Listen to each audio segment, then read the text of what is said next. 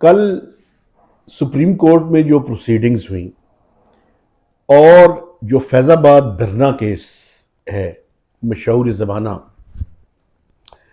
उसके बारे में अबसार आलम साहब ने जो एफिडेविट दिया था उसके बारे में सुप्रीम कोर्ट के कुछ रिमार्क्स भी आए। दो बातें बेसिकली कल की सारी प्रोसीडिंग के ऊपर जो है वो की जा रही है। एक तो ये की जा रही है कि किसी के खिलाफ कोई एक्शन नहीं होगा, और दूसरी बात ये की जा रही है कि अबसार साहब को मजीद खतरात उनके लिए बढ़ गए। मुझे इस बात की भी खुशी है कि हम एक ऐसे अहद में जिंदगी गुजार रहे हैं कि जहां पे इतनी सफोकेशन होने के बावजूद, इतनी चीजें बुरी होने के बावजूद, चीजें खुलकर सामने आने का वक्त है। मुकालमा टीवी के नए वीलॉग के साथ आपकी खिदमत में हाजिर हूं।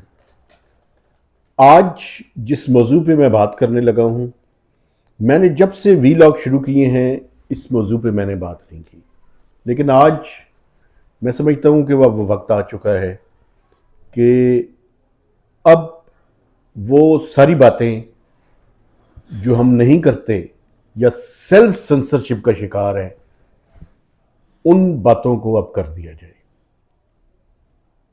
कल सुप्रीम कोर्ट में जो प्रोसीडिंग्स हुई और जो फैज़ाबाद धरना केस है मशहूर ज़माना, उसके बारे में अबसार आलम साहब ने जो एफिडेविट दिया था उसके बारे में सुप्रीम कोर्ट के कुछ रिमार्क्स भी आए, और सुप्रीम कोर्ट के जो चीफ जस्टिस हैं काजी फायज ईसा, उन्होंने हुकूमत की जो फैक्ट फाइंडिंग थी कमेटी थी उसको रिजेक्ट किया और अटॉर्नी जनरल को ये कहा कि वो एक नई fact finding committee, credible fact finding committee बनाए। इस मुल्क के बारे में जो हकायक हैं वो सबके सामने और तश्तज़बाम कर दिए जाए। अब वो वक्त आ गया है कि उनके बारे में बात की जाए। और एक बात मैं आपको बताऊं, मसला ये है कि चाहे वो मिलिट्री स्टैब्लिशमेंट हो, चाहे वो सिविलियन ब्यूरोक्रेसी हो, चाहे वो जजेस हो, चाहे वो ब्यूरोक्रेट्स हो, चाहे वो पॉलिटिशियंस हो, चाहे वो साफी हो, अगर हम सब अपनी अपनी हदूद के अंदर रहकर काम करें और अगर ये काम किया हुआ होता तो आज ये चीजें एक्सपोज होकर सामने ना आती। लेकिन मुझे इस बात की भी खुशी है कि हम एक ऐसे अहद में जिंदगी गुजार रहे हैं कि जहां पे इतनी सफोकेशन होने के बावजूद, इतनी चीजें बुरी होने के बावजूद, चीजें खुलकर सामने आने का वक्त है। मैं अक्सर कहा करता था, पाकिस्तान में जैसे नजर आता है वैसे नहीं होता, और जैसे नहीं होता वैसे दिखाया जाता है।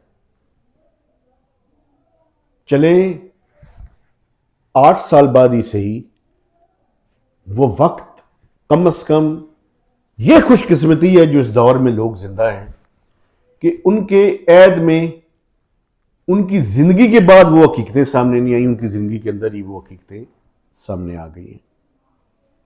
मसला क्या है? मसला ये है कि जब ताकत के नशे में लोग या अफराद अपनी हदूद व कुयूद से निकल कर काम करते हैं, यहां से प्रॉब्लम शुरू होती है। वो ताकत के नशे में होते हैं, और ताकत का नशा, दौलत का नशा, पावर्स का नशा, इख्तियारात का नशा, ये और इस बात का नशा कि कोई पूछने वाला नहीं है इस मुल्क के अंदर। इस बात का यकीन है, नशा नहीं है ये, इस बात का यकीन होता है मुझे कौन पूछेगा।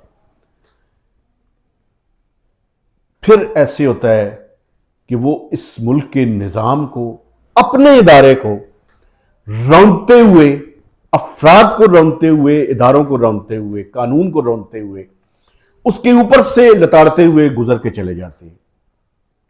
लेकिन पाकिस्तानी मुआशरे की ताकत ही ये है कि यहां पे कुछ लोग ऐसे हैं, और वो हर जगह, मैं आपको बताऊं, वो इस बात पे जितना अल्लाह का शुक्र अदा किया जाए वो कम है कि इस मुल्क में कुछ लोग ऐसे हैं, और हर शोबे के अंदर, चाहे वो शोबा फौज का हो, चाहे वो इंटेलिजेंस एजेंसीज का हो, चाहे वो पॉलिटिशियंस हों, ब्यूरोक्रेट्स हों, जजेस हों, साफी हों, कुछ लोग ऐसे हैं अभी भी इस निज़ाम के अंदर मौजूद, जो इस बात की जुर्रत रखते हैं कि वो सच बोले और अपनी छोटे छोटी मफादात को कुर्बान कर दें for larger picture, for larger interest.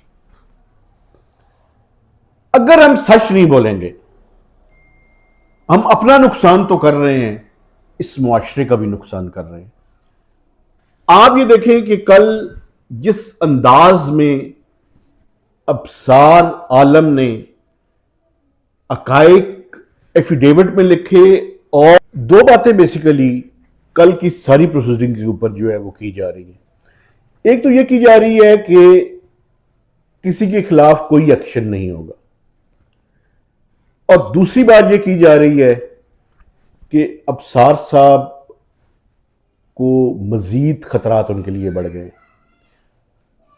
देखें, मैं कोई बहुत मजबूत ईमान वाला इंसान तो नहीं हूं, लेकिन मेरा इस बात पे कम से कम मेरा यकीन है इस बात पे, और यही बात मुझे जुर्रत भी देती है और हौसला भी देती है कि जो रात कब्र के अंदर है वो रात कब्र से बाहर नहीं हो सकती। तो डरना किस बात का? आए खुल के बात करनी शुरू करें, किसी से न डरें। क्योंकि अगर आज हम डर गए, आप यकीन करेंगे हम अपने साथ तो ज्यादती करेंगे, हम आइंदा आने वाली नस्लों के साथ भी ज्यादती करेंगे। और पाकिस्तान में मुझे पता है बहुत सारे मसाइल हैं, लेकिन जो आर्मी चीफ हैं वो वक्त ऐसा है कि वो इस वक्त इस मुल्क की तकदीर को वाकई बदल सकते हैं। किसी का ख्याल ना रखें, सच का ख्याल रखें प्लीज। आप अपने इदारे को या उनका मोरल जो है वो बुलंद रखने के लिए अगर आप उनको प्रोटेक्ट करते रहेंगे, यकीन करें आप इस मुल्क और कौम के साथ ज्यादती करेंगे। वक्त है, आए सच बोलें।